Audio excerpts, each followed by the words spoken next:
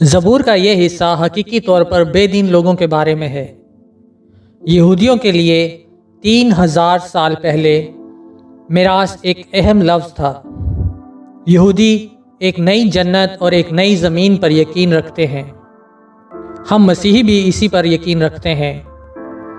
ہم یقین رکھتے ہیں کہ ایک دن یسوع دوبارہ زمین پر آئے گا، پھر ایک نیا آسمان اور ایک نئی زمین ہوگی۔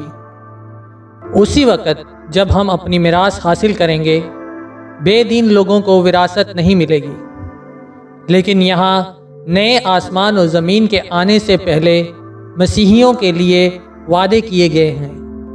اس دن تک خدا ان کی مدد کرے گا، وہ ان کو سلامت رکھے گا اور کھانا بھی دے گا۔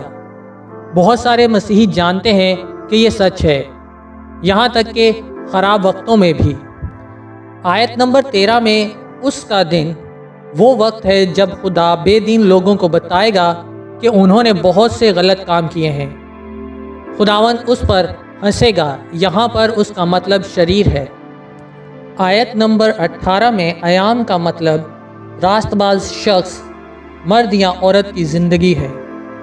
خدا ان کے دن جانتا ہے، یا وہ کب تک زندہ رہیں گے۔ ایک دن شریر آگ سے دھوئیں کی طرح ختم ہو جائیں گے۔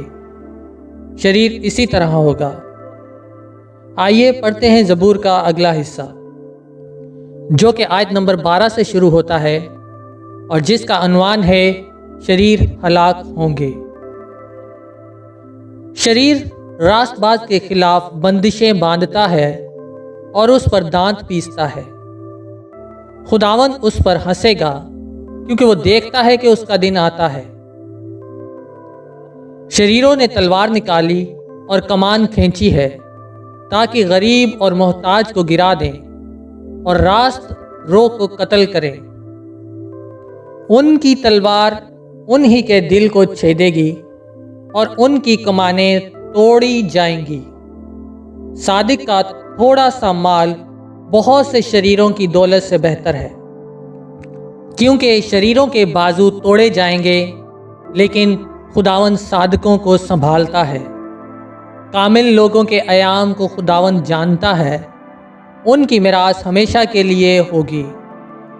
وہ آفت کے وقت شرمندہ نہ ہوں گے اور کال کے دنوں میں آسودہ رہیں گے، لیکن شریر ہلاک ہوں گے۔